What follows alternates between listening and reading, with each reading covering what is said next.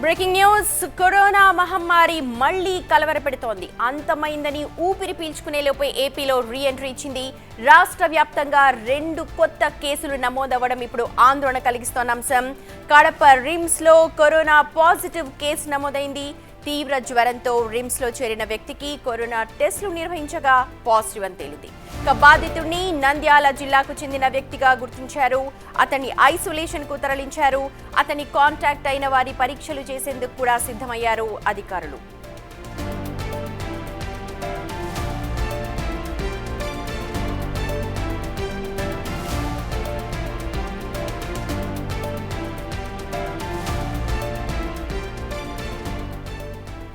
ఏపీలో 2వ corona case ఇది. కడప జిల్లాలో బయటపడింది. మొదటిది విశాఖ జిల్లా మద్దెలపాలెంలో బయటపడింది. పిఠాపురం కాలనీకి చెందిన ఒక వ్యక్తికి ఒక మహిళకు కరోనా లక్షణాలు కనిపించాయి. తీవ్రమైన జ్వరం, ఒళ్ళు నొప్పులతో ఆమె జాయిన్ అయింది అక్కడ హాస్పిటల్లో.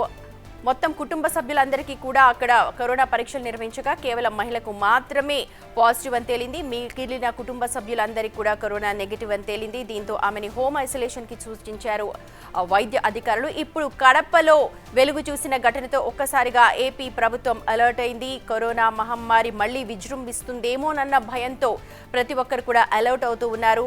దీనికి సంబంధించి వైద్య అధికారులు సూచనలు కూడా చేస్తూ ఉన్నారు. మనకు తెలుసు, గతంలో చూసిన కొన్ని చేదు అనుభవాల దృష్ట్యా మాస్క్ ని కంపల్సరీగా వాడాలి అని చెప్పి మళ్ళీ అధికారులు సూచనలు అయితే చేస్తూ ఉన్నారు. ఒకవేళ ప్రాథమికంగా వాళ్ళకి జ్వరం అనిపించినా లేకపోతే ఒళ్ళు నొప్పులతో బాధపడుతున్న వెంటనే టెస్టులు చేయించుకోవాలని, తగిన జాగ్రత్తలు తీసుకోవాలని వైద్య అధికారులు సూచనలు చేస్తూ ఉన్నారు. ఇక దేశవ్యాప్తంగా చూస్తే కేరళ, మహారాష్ట్ర లాంటి రాష్ట్రాల్లో కూడా కరోనా కేసులు విపరీతంగా నమోదవుతూ ఉన్నాయి. కేరళలో దాదాపు 182 కేసులు, మహారాష్ట్రలో 106 కేసులు నమోదై ఉన్నాయి. దీంతో మొత్తం వైద్య ఆరోగ్య శాఖ అంతా కూడా అలర్ట్ అవుతోంది. మన పక్కనే ఉన్న కర్ణాటక, పాండిచేరిలో కూడా దాదాపు 50 కేసులు పైనే నమోదవుతున్నాయి. ఇవాళ ఏపీలో 2 కేసులు వెలుగు చూడటంతో ఒక్కసారిగా అలర్ట్ అయ్యారు వైద్య శాఖ అధికారులంతా కూడా. ప్రస్తుతం విశాఖ జిల్లా మద్దెలపాలెం యూపీహెచ్సిలో మహిళకు కరోనా సోకడంతో ఆమెతో పాటు అక్కడ ఉన్న వాళ్ళందరికీ కూడా పరీక్షలు చేయడానికి అధికారులైతే సిద్ధంగా ఉన్నారు. ప్రస్తుతం హోమ్ క్వారంటైన్లో ఉంచారు. ఇటు కడప జిల్లాలో వ్యక్తికి కరోనా పాజిటివ్ అని తేలింది. దీంతో ఆయన ఎవరినైతే కాంటాక్ట్ అయ్యారో, వాళ్ళు ఎవరైతే కలుసుకున్నారో వాళ్ళందరికీ కూడా ఇప్పుడు కరోనా పరీక్షలు నిర్వహించేందుకు సిద్ధమవుతూ ఉన్నారు.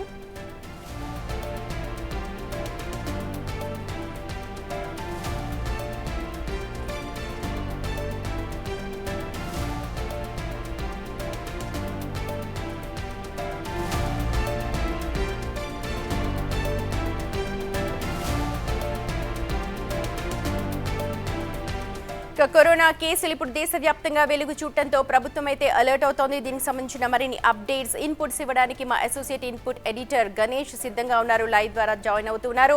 గణేష్. ఎందుకంటే కరోనా అనేది ఇప్పుడు చూస్తుంటే చాలా వరకు భయపెడుతోంది. అంటే మనం దాదాపుగా 2019 నుంచి 2023 వరకు చూసిన కరోనాని అనేక మరణాలు మనకి సంభవించాయి. అనేక మంది పిట్టల్లా రాలిపోయారు. ఒకటే కాదు, ప్రపంచం ఒక కొత్త రోగాన్ని మనకి చూసింది. కంటికి కనిపించని ఒక వైరస్తో ఒక మానవుడు పూర్తిగా యుద్ధం చేశాడు. ఇలాంటి పరిస్థితిని ఇప్పుడు మళ్ళీ వస్తుంది అనేది ఒక భయాందోళన అయితే వ్యక్తమవుతుంది టోటల్గా ప్రపంచవ్యాప్తంగా.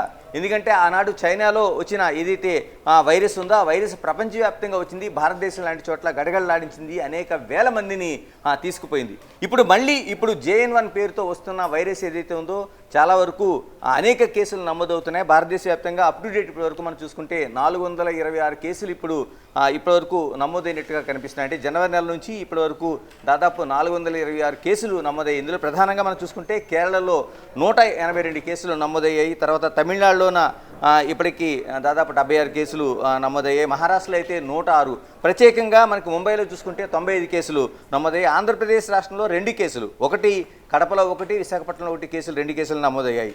అయితే టోటల్గా ఈ కేసులు చూస్తున్న తరుణంలోన ఆంధ్రప్రదేశ్ ప్రభుత్వం విడుదల చేసిన ఒక సర్క్యులర్ ఏదైతే ఉందో, అంటే వైద్య రంగంలో ఉండే వాళ్ళు కావచ్చు, లేకపోతే మిగతా హెల్త్ కార్యకర్తలు కావచ్చు, వీళ్ళందరికీ అప్రమత్తం చేస్తూ విడుదల చేసిన సర్క్యులర్ దాదాపుగా ఒక 8 పాయింట్లతో రిలీజ్ చేసిన సర్క్యులర్ అనేది ఇప్పుడు చర్చకు దారితీస్తుంది. మరోవైపు ఎంత అలర్ట్గా ఉండాల్సిన అవసరం ఉంది కరోనా పట్ల అనేది మనకి హెచ్చరిక జారీ చేస్తుంది. ఇందులో ప్రధానంగా మనం చూసుకుంటే 8 పాయింట్లోన ప్రధానంగా ఎక్కడికక్కడ సమావేశాలు, అంటే health public health family welfare సంబంధించిన డైరెక్టర్ ఏదైతే ఉన్నారో ఆయన ఆంధ్రప్రదేశ్ సంబంధించి ఈ సర్క్యులర్ ఆయన జారీ చేశారు. ఇందులో ప్రధానంగా సభలు సమావేశాలు ఏదైతే మాస్ గ్యాదరింగ్ ఉంటుందో మాస్ గ్యాదరింగ్లో చాలా వరకు అప్రమత్తంగా ఉండాల్సిన అవసరం ఉందనేది ఆయన ఒక హెచ్చరిక జారీ చేశారు. అలాగే 60 ఏళ్ళు దాటిన వాళ్ళు ఎవరైతే ఉన్నారో వీళ్ళంతా కూడా రేపు గర్భిణీలు కూడా వీళ్ళంతా ఇంట్లో ఉంటే మంచిదనేది ఒక సూచన చేశారు. అలాగే కరోనా లక్షణాలు గతంలో మనం చెప్పుకున్నట్లుగా జ్వరం, ఒళ్ళు నొప్పులు, దగ్గు, తుమ్ములు, లేకపోతే స్మెల్ పోవడం, లేకపోతే రుచి పోవడం, ఇటువంటి ఏదైతే లక్షణాలు ఉన్నాయో ఈ లక్షణాలు ఉన్న వాళ్ళు వెంటనే పరీక్షలు చేయించుకోవాలనేది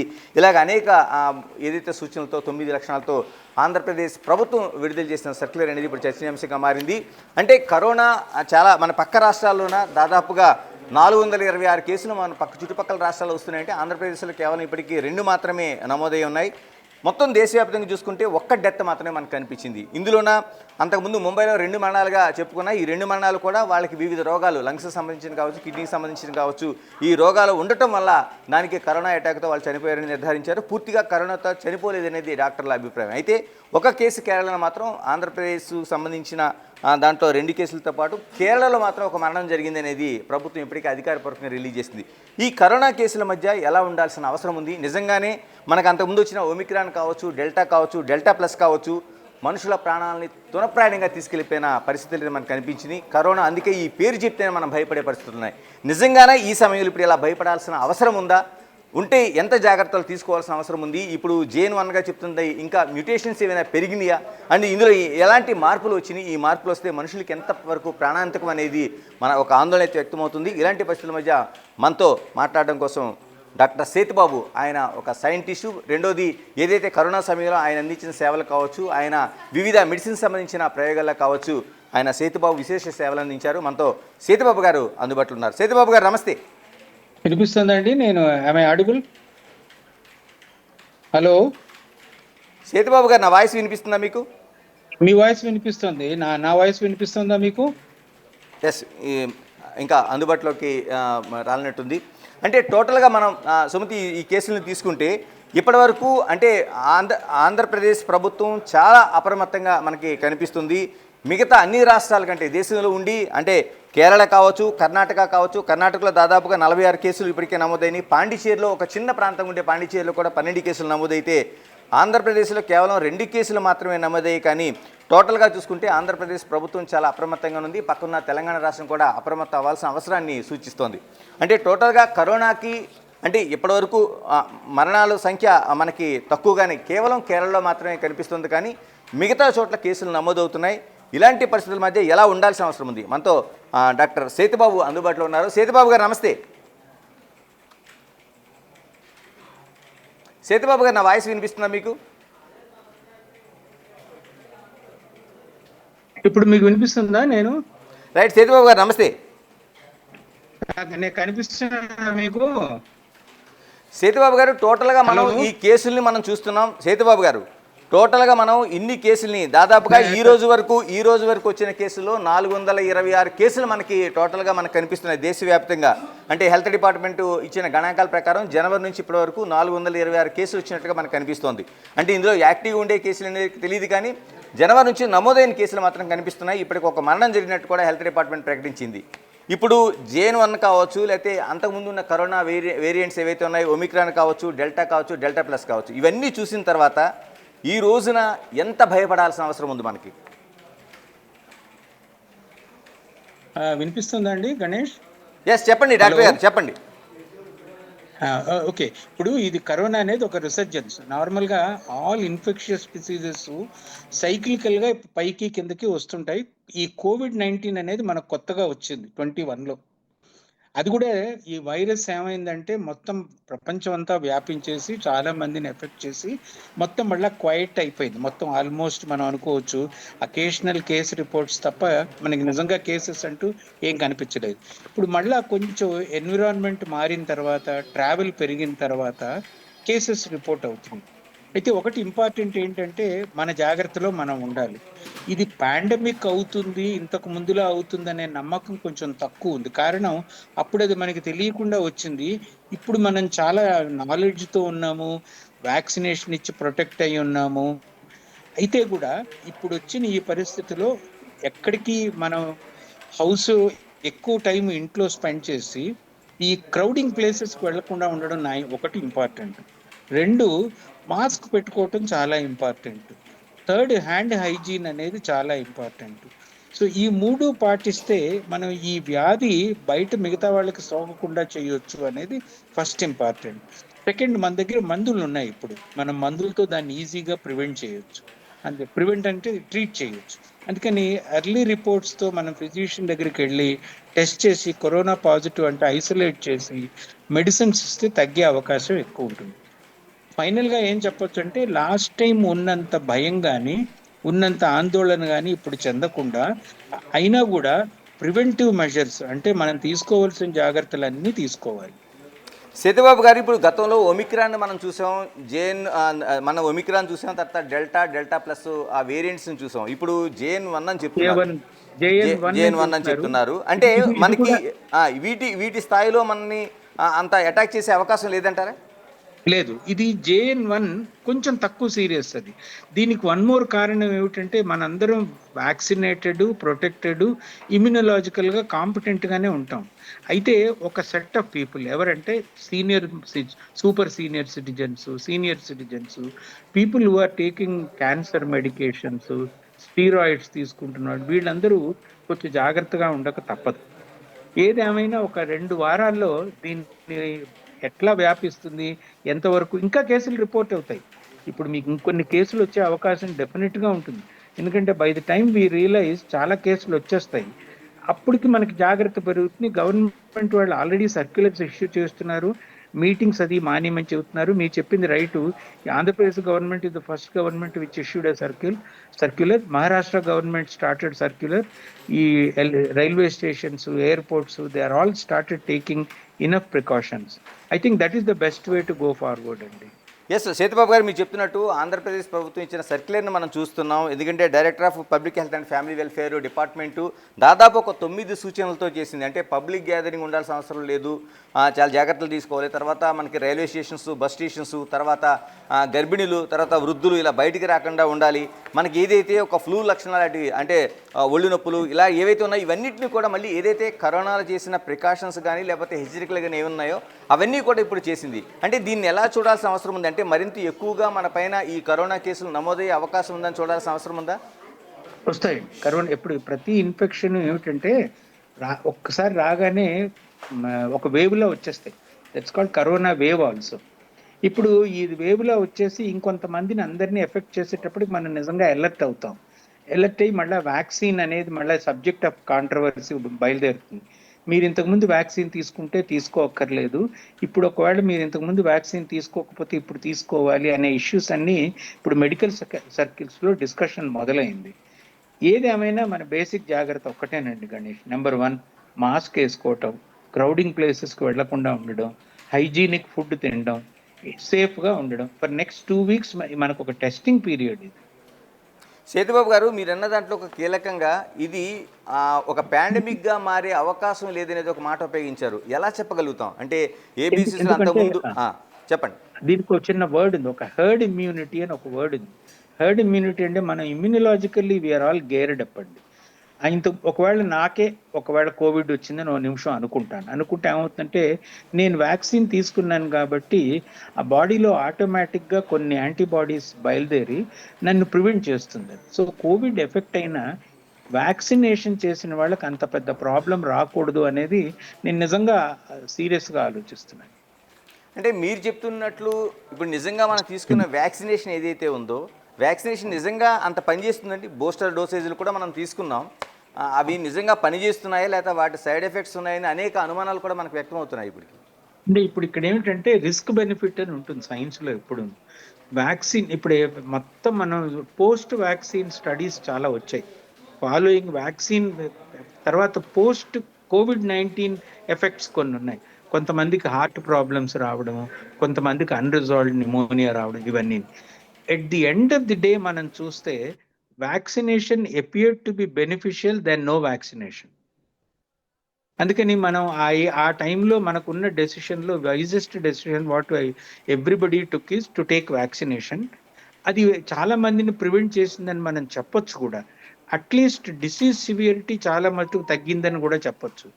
ఇన్ఫాక్ట్ మనం around the close of vaccination procedures ఆ COVID-19 కూడా బాగా తగ్గిపోయింది. ఇది ఒక important indicator that the vaccination became effective. ఇప్పుడు మన కొత్త ప్రాబ్లమ్స్ ఏంటంటే మీరు చెప్పింది నేను చెప్పింది ఏంటంటే is it going to become another pandemic, అంటే ఇంకొక పాండమిక్ లా అందరికీ వచ్చేస్తుందంటే knowing the behaviour very well and mutant particularly J1.1 అలా జరగదని నా అభిప్రాయం. నెంబర్ 1. నెంబర్ 2 అయితే మాత్రం మీ ఛానల్ ద్వారా అయితేనేమి మన పబ్లిక్ మీడియా అయితేనేమి మన జాగ్రత్త మనం తీసుకోవాలనేది చాలా ఇంపార్టెంట్. అదే మీరు నేను చెప్పగలిగేది continue to be safe with mask, safe with hand hygiene and safe with food అండి. సేతుబాబు గారు, ఇప్పుడు సింగపూర్ కావచ్చు, థాయిలాండ్ కావచ్చు, లేకపోతే చైనా లాంటి చోట్ల కావచ్చు, మనకి ట్రాన్స్పోర్టేషన్ అనేది ఎక్కువగా ఉంది. అక్కడ కూడా కేసుల సంఖ్య మనకి ఎక్కువగానే కనిపిస్తుంది.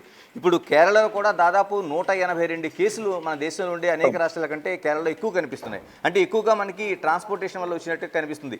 ఎలాంటి జాగ్రత్తలు తీసుకోవాల్సిన అవసరం ఉంది ఇప్పుడు? మాస్కేనండి.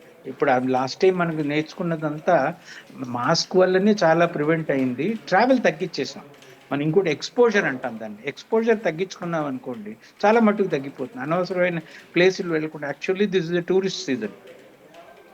ఈ టూరిస్ట్ సీజన్ మనం తగ్గించుకోగలిగితే తగ్గిపోతుంది. ఇప్పుడు అందరూ టూరిస్ట్ సీజన్ కదా, సమ్మర్ టూరిజం. ఇప్పుడు మనం చూస్తున్నాము నిన్నటి దాకా ఎండ్ ఉండి సడన్ గా మొత్తం మబ్బు అయిపోయింది. అవును. This will cause flare up అండి. అంటే సేతుబాబు గారు, మీరు చెప్పినట్టు మాస్కులు అనేవి అత్యంత కీలకంగా ఉన్నాయి. కానీ ఏ మాస్కులు వాడాలనేది మాత్రం ప్రజలకు అనేక డౌట్స్. మనం కరోనా టైంలో కూడా చూసాం, రోడ్డు పక్కన దొరికే చిన్న క్లాత్ ఇటువంటివి కూడా అమ్మి మనం మాస్కులుగా మనం పరిగణించాం. అంటే చాలా వరకు N95 లాంటిది మాత్రమే వాడాలని అప్పట్లో చెప్తుంటే అలా కాదు, 3 లేయర్ మాస్క్ అని, కొందరు మాస్క్ ఏదైనా పర్లేదని, చివరికి నోటికి ఒక చిన్న కర్చీఫ్ పెట్టుకున్నా పర్వాలేదని, ఇలాగ అనేక మనకి విశ్లేషణలు వచ్చాయి. ఏది నమ్మాల్సిన అవసరం ఉంది మాస్క్ అంటే? మీకు ఎక్స్పోజర్ ప్రివెంట్ చేయాలి. నేను కోవిడ్ ఉండి నేను దగ్గాను అనుకోండి, మీకు వచ్చేస్తుంది. అది మీరు ప్రివెంట్ చేయడానికి ఏం అడ్డు పెట్టుకున్నా పర్వాలేదు, అక్కడ ఉండకుండా వెళ్ళిపోయినా కూడా పర్వాలేదు. తర్వాత మనకి ఇప్పుడు ఏదైతే మన కరోనా అనుభవాలు చాలా నేర్పినాయి. ఇందులో మనకి రెమ్డెసివిర్ అనేది చాలా ఎక్కువగా ఉపయోగించాం మనం. తర్వాత స్టెరాయిడ్స్ ఉపయోగించాం చికిత్సలోన. ఇప్పుడు చాలా వరకు సైంటిస్టులు మెజారిటీ వాళ్ళు అసలు రెమ్డెసివిర్ అనేది ఉపయోగించాల్సిన అవసరం లేదు, స్టెరాయిడ్స్ అసలు ఎందుకు ఉపయోగించారో అది అసలు అర్థం కావటం లేదన్న విశ్లేషణలు మనకి వ్యక్తం అవుతున్నాయి.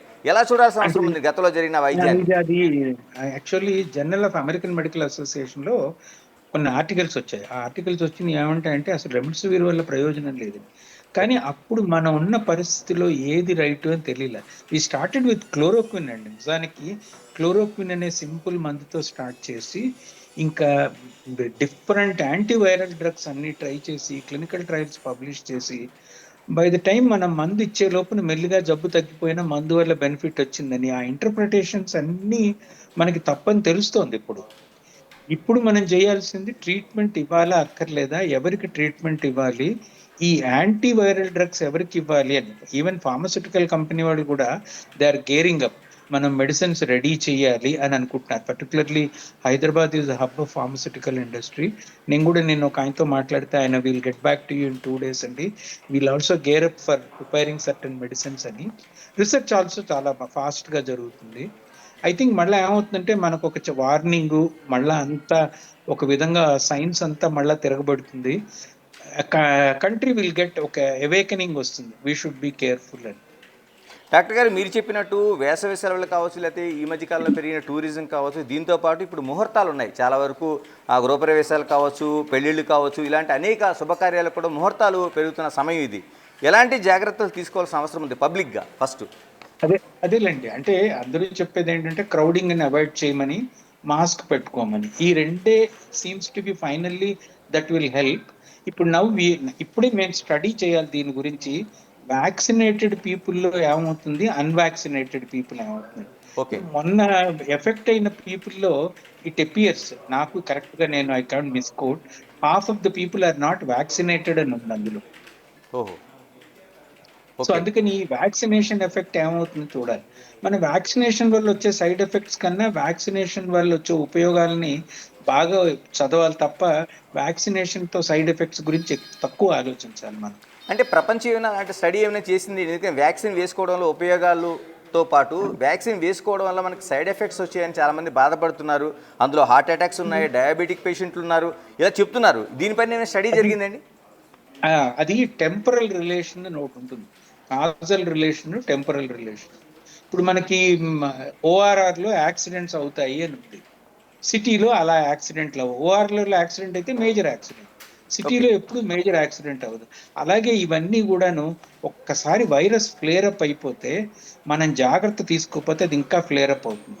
ఇప్పుడు మనకి మీ మీడియా ద్వారా అయితేనేమి, మెడికల్ ప్రొఫెషన్ అయితేనేమి, హెల్త్ కేర్ అథారిటీస్ అయితేనేమి, అందరూ they become what is called an alert మోడ్కి వచ్చారు. అలర్ట్ మోడ్కి వచ్చినప్పుడు they will take care of everything and then act upon accordingly, give instructions accordingly. ఆ ఇన్స్ట్రక్షన్స్ మనకు వచ్చినప్పుడు మనందరం జాగ్రత్తగా ఉంటాం. సో ఇప్పుడు అది లాస్ట్ టైం కూడాను ఒక పెళ్లి అంటే తక్కువ మంది రావాలని కోరుకునేవారు కోవిడ్ పీరియడ్లో, ఎలాగోలా పెళ్ళి అవ్వాలని చూసుకునేవారు. అవి జరిగాయి. ఈ పెళ్లిళ్ళు, ముహూర్తాలు ఇవన్నీ కోవిడ్ పీరియడ్లో కూడా చాలా అలర్ట్గా జరిగాయి. సో ఇప్పుడు కొంచెం alertness is very important. Media should caution public to be careful until we get a clearance from the government. Don't worry అని. డాక్టర్ గారు, ఇప్పుడు ప్రధానంగా ఉన్నది అంటే చాలా వరకు ఒక జ్వరం వచ్చినా లేకపోతే తుమ్ము వచ్చినా దగ్గు వచ్చినా ఇప్పుడు కరోనా మనం చూసాం కాబట్టి, ఆ మరణాలు చూసాం కాబట్టి భయపడే పరిస్థితులు మనకు కనిపిస్తున్నాయి. ఎలా మనకు ముందు ఐడెంటిఫికేషన్ చేసుకోవాలి? అంటే ఇప్పుడు వస్తున్న JN.1 కావచ్చు, లేకపోతే మిగతా ఏదైనా వేరియంట్స్ కావచ్చు. అది మన ఇప్పుడు టెస్ట్లు చాలా ఈజీగా అవైలబుల్ అండి. టెస్ట్లన్నీ గవర్నమెంట్ హాస్పిటల్లో కూడా చేస్తున్నారు, ప్రైవేట్లో చేస్తున్నారు. ఎప్పుడు అనుమానం ఉన్నా వెళ్ళి చేయించేసుకోవటం. అంటే మనకి ఏ చిన్న జ్వరం ఉన్నా, ఒళ్ళు నొప్పులు ఉన్నా, దగ్గు జలుబు వెళ్ళాల్సిందేనా? అలా కాదు. ఫస్ట్ ఒక 48 hours వెయిట్ చేయాలి. కన్వెన్షనల్ ఇన్ఫ్లుయెన్జా ఉంటుంది. 2 days ఫీవరు, కాఫ్ ఎక్కువైతే వెంటనే డాక్టర్ని సంప్రదించి ఈవెన్ ఎక్స్రే చేస్తూ నేసల్ స్వాబ్ చేస్తే దొరికిపోతుంది. ఓకే. ఇలాగ ఆసుపత్రులు ఎంతవరకు అప్రమత్తతో ఉన్నాయండి? ఎందుకంటే గతంలో మనం చూసాం చాలా వరకు అది ఒక ప్యానిక్ అయిన సందర్భంలోన హాస్పిటల్స్ దొరక ప్లాట్ఫామ్స్ మీద, ఫుట్పాత్ల మీద పడుకుని చికిత్స చేయించుకునే పరిస్థితులు వచ్చినాయి. ఇప్పుడు దేశవ్యాప్తంగా మనకి అదంతా లేకుండా గవర్నమెంట్లు చాలా వరకు అప్పట్లో జాగ్రత్తలు తీసుకున్నాయి. మిగతా ఇంకా తీసుకోవాల్సిన జాగ్రత్తలు ఏమున్నాయి? ఇప్పుడు గవర్నమెంట్ ఆల్రెడీ ఇది అలర్ట్ మోడ్ అండి. They are already issuing instructions అన్ని ఇస్తున్నారు. ఇప్పుడు మనం ఏంటంటే ఐసోలేషన్ ఒకటి చూస్తున్నాము. మాస్కులు నవ్వు ఇప్పుడు చాలా simple mask will be made available very fast now. ఇప్పుడు అందరూ మాస్క్ వేసుకొని ఒక 2 weeks observation is very important. ఒకటి మాత్రం షూర్గా చెప్పచ్చు, నెక్స్ట్ 2 weeks ఏం అవ్వకపోతే అదేం చేయదండి. అంటే డాక్టర్ గారు, మనం 2019 డిసెంబర్ ఆ ప్రాంతంలో కరోనా అని పేరు వింటే హాస్యాస్పదంగా అనుకున్నాం. H1N1 వచ్చినప్పుడు కూడా ఇది కాదనుకున్నాం, అదేదో చిన్న కరోనా అని. తర్వాత మనకి ఒమిక్రాను, డెల్టా ప్లస్ ఇలా ప్రాణాలు తీస్తున్నప్పుడు మాత్రమే అందులో చాలా వరకు మ్యూటేషన్స్ వచ్చినాయి, అది మనం ఏదో విరుచుకుపడుతుంది అనుకున్నాం. ఇప్పుడు JN.1 కూడా అలాగే చూడాల్సిన అవసరం ఉందా? అంటే ఎందుకు అంత లైట్ తీసుకోవాల్సిన అవసరం ఎందుకు ఉంది? కాదు, JN.1 ఈ మ్యుటేషన్స్ వైరస్ మామూలుగా మారుతూ ఉంటాయి. ఇది ఎట్లా ఉంటుందంటే దొంగలు వాళ్ళ టెక్నిక్స్ మారుస్తూ ఉంటారు. అలాగే వైరస్ ఏం చేస్తుంటే అడాప్టేషన్ అంటారు.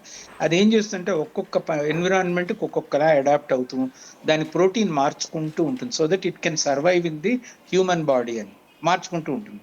సమ్హౌ JN.1 కొంచెం తక్కువ ఎఫెక్ట్ లా కనిపిస్తుంది, అదంత సీరియస్ ఎఫెక్ట్ లా కనిపించట్లా. ఇంకోటి ఏంటంటే డౌన్ ద లైన్ అది మ్యుటేషన్ అయ్యే కొలది దాని పవర్ తగ్గొచ్చు కూడా. పవర్ పెరగాలని రూల్ ఏం లేదు, పవర్ తగ్గొచ్చు. మనకి ఇక్కడ ఏంటంటే కన్ఫ్యూజన్ ఎక్కడొస్తుందంటే వైరస్ ముఖ్యమా మనం ముఖ్యమా అన్న దాని మీద కన్ఫ్యూజన్. మనం ఇంపార్టెంట్ అయినప్పుడు మనం శ్రద్ధ తీసుకొని మాస్క్ పెట్టుకొని ఫుడ్ ప్రాపర్గా తీసుకొని క్రౌడింగ్ వదిలేస్తే అది పాండమిక్ అవ్వదు. That is the biggest issue last time మనం నేర్చుకున్నది. అది పాండమిక్, మనం కేర్లెస్గా ఉన్నాం అనుకోండి పాండమిక్ అయిపోతుంది. డాక్టర్ గారు, దాంతోపాటు మనం అంత ముందు తీసుకున్న జాగ్రత్తలో ఆవిరి పట్టడం, తర్వాత కషాయాలు తాగడం, ఇటువన్నీ కూడా చాలా వరకు చేసాం మనం. అవన్నీ నిజంగా పనిచేసినాయా? ఈ రోజు నేను వాడాల్సిన అవసరం ఉందా? అసలు అది అవేం పని చేయవు. ఇప్పుడు మనకి ఏంటంటే కొంచెం దగ్గు ఇది వచ్చింది అంటే ఆవిరి పట్టడం okay, it's all okay. Home remedies లో మీరు అందులో దాని ఏదో విక్సో, అమృతాంజనో వేసుకోవడం, ఇవన్నీ home remedies are perfectly okay. ఇక్కడ మనం ఫైనల్ గా ఏంటంటే 48 hours కన్నా ఎక్కువ ఫీవరు, కాఫ్ ఉంటే, బాడీ పెయిన్స్ ఉంటే usually it is a viral infection. Influenza virus చాలా కామన్, మల్టిపుల్ ఇన్ఫ్లుయెన్జా వైరస్. అది కాకపోతే కోవిడ్. అప్పుడు మనం 48 hours తర్వాత ఫీవర్ పర్సిస్టెంట్గా, కాఫ్ పర్సిస్టెంట్గా ఉంటే డాక్టర్ దగ్గరికి వెళ్ళి నాకు కోవిడ్ ఉందేమో అంటే టెస్ట్ చేస్తే ఉంటే చెప్తారు. నాకు ఒక ఇంట్రెస్టింగ్ పాయింట్ నేను అనుకుంటున్నది, ప్రిడిక్ట్ చేస్తున్నది నా నాలెడ్జ్తో, వ్యాక్సినేషన్ తీసుకున్న వాళ్ళకి జబ్బు సివియర్గా రాదు అనేది నా ప్రపోజల్. అది I must okay. Verify before I say that. Thank you Sethubabu garu, thank you very much. ఇది అంటే టోటల్గా ఏదైనా కరోనా పట్ల అప్రమత్తంగా ఉండాల్సిన అవసరాన్ని వైద్యులు చెప్తున్నారు. మరోవైపు ప్రభుత్వం కూడా ఇప్పటికే ఒక సర్క్యులర్, ఆంధ్రప్రదేశ్ ప్రభుత్వం దేశవ్యాప్తంగా అన్ని ప్రభుత్వాల కంటే, అన్ని రాష్ట్రాల కంటే ముందుగానే కోలుకుంది.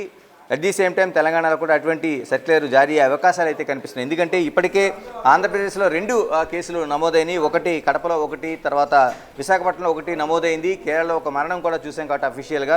ఇవన్నీ చూసిన తర్వాత దాదాపు 426 కేసులు దేశవ్యాప్తంగా వచ్చాయి. కాబట్టి ఖచ్చితంగా కరోనా పట్ల అప్రమత్తతో ఉండాలి. మరోవైపు వ్యాక్సినేషన్ పైన కూడా అంటే వ్యాక్సినేషన్ వేయించుకున్న వాళ్ళు మళ్ళీ బూస్టర్ డోసేజ్లు వేయించుకున్న వాళ్ళు మళ్ళీ ఈసారి వేయించుకోవాల్సిన అవసరం ఉందా, లేకపోతే వాళ్ళకి మళ్ళీ తిరిగి కరోనా అటాక్ చేస్తుందా లేదని కూడా ఇంకా సైంటిఫిక్గా నిర్ధారణ కాలేదు. కాబట్టి ముందుగా ఆ జాగ్రత్తలు అనేవి తీసుకోవాలి. మాస్క్తో పాటు శానిటైజేషన్, భౌతిక దూరం పాటించడం, ఇలాగ అనేక రూపాల చేయాలి. ఇప్పటికే ప్రభుత్వం జారీ చేసిన ఏదైతే 8-9 సర్క్యులర్ సంబంధించిన అంశాలు ఉన్నాయి. ఇందులోన ఎక్కువ అంటే 60 సంవత్సరాలు పైబడిన వాళ్ళు కావచ్చు, గర్భిణీలు కావచ్చు, బయటికి రాకుండా ఇంట్లో ఉండాల్సిన జాగ్రత్తలు తీసుకోవాలి. తర్వాత ఎక్కువ గ్యాదరింగ్ అంటే ప్రార్థనా స్థలాలు కావచ్చు, పెళ్ళిళ్ళు కావచ్చు, పేరెంటాలు, ఇలాగ ఫంక్షన్స్లో కూడా ఒక గ్యాదరింగ్ ఎక్కువ అయ్యేటప్పుడు కొంత జాగ్రత్తలు తీసుకోవాల్సిన అవసరం ఉంది. ప్రధానంగా రైల్వే స్టేషన్లు, బస్ స్టేషన్లు, ఎయిర్పోర్ట్స్, వీటిలో కూడా ఇప్పటికే ఆ మార్గదర్శకాలు చాలా చోట్ల కొంత ఆటోమేటిక్గానే మనం ఈ 3 ఏళ్ల పాటు 19 నుంచి వచ్చిన కరోనా 20, 21, 22 ఆ ప్రాంతాలు 23 వరకు చూసాం. కాబట్టి ఆ జాగ్రత్తలు అనేవి ఇప్పటికే చాలా వరకు మనకు అలవడి ఉన్నాయి. అవన్నీ కూడా చూసుకున్న తర్వాత ఏదైనా సరే కరోనాను ఇప్పుడు JN1 చాలా లైట్గా తీసుకోవాల్సిన అవసరం లేదు. ఇది రూపాంతరం ఇంకా చెందుతుందా లేకపోతే డెల్టా ప్లస్లా మారుతుందా అని చెప్పలేం. కానీ ఖచ్చితంగా కరోనా పట్ల అప్రమత్తంగా ఉండాల్సిన అవసరాన్ని అటు ప్రభుత్వాలు, వైద్యులు, వైద్యరంగం